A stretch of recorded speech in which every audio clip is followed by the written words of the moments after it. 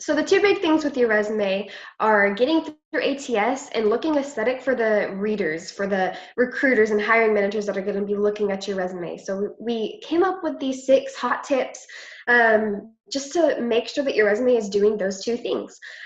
So number one is make sure you have an uncluttered design. So by this, I mean no pictures, no big graphics, stuff like that.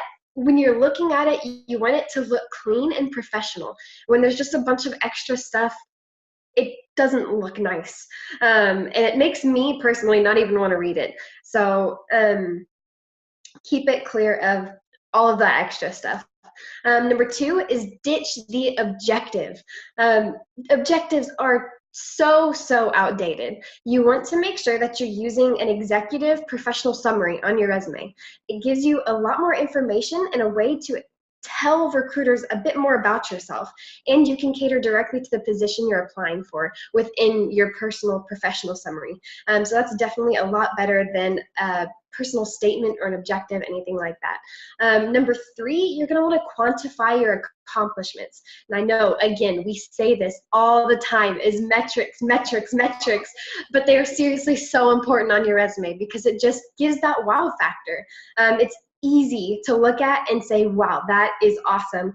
This person is really good at what they do. So making sure you're able to quantify your accomplishments on your resume is definitely a huge bonus. Definitely. Another 3 things to look at, experience over education every single time. We've done specific videos on this alone. That is how crucial it is. Experience can show a company, showing a hiring manager, show a recruiter what you actually can offer. Education's great. It shows you how to do something, but having experience, even just a little bit, or even the transferable skills from one industry to another can really make a difference in your experience and how you can put it forward to the new company that you're applying for. Also, remove any irrelevant and outdated experience. And, irrelevant could be that, you're in a sales job and, you want to talk about, being a pet groomer back in the 80s. It's not the same thing, and you don't need to include that. Stick to stuff that is really relevant to the position you're applying for. You also probably want to keep it to like a 10 to 15 year mark. You don't really need to go back further than that unless you're applying for a very high C-suite position.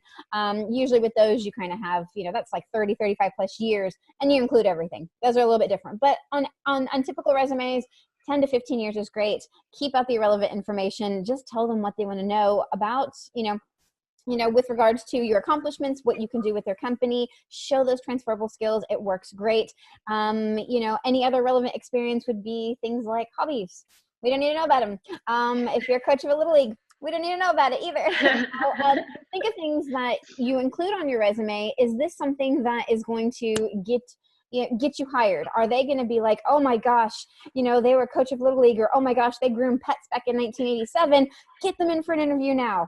Chances are they're not going to do that. So stick to the relevant information. And the other one kind of goes with what Juliet started with, is about an uncluttered design.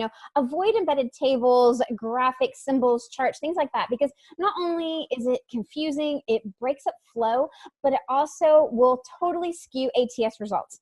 So unless you're one of the very lucky that is, your resume is never going to go through ATS systems, you need to make sure that you understand that ATS really struggles to read tables within like a Word document. So avoid all of that. Stick it just right on the document itself. Again, charts and graphics, things like that, it's just not necessary. If you want to do things like that, or if you're maybe in graphic design or something like that, put like your portfolio or link to where you can find that kind of information on a website, or put it on your LinkedIn, things like that. It helps keep that uncluttered design that Juliet mentioned. And it also helps ATS make sure that it can read all the really crucial parts of your resume and what you have to offer a company. Stick to that. I always say, kiss your resume, keep it short and sweet, and you are going to be way further in your job search by doing these 6 things.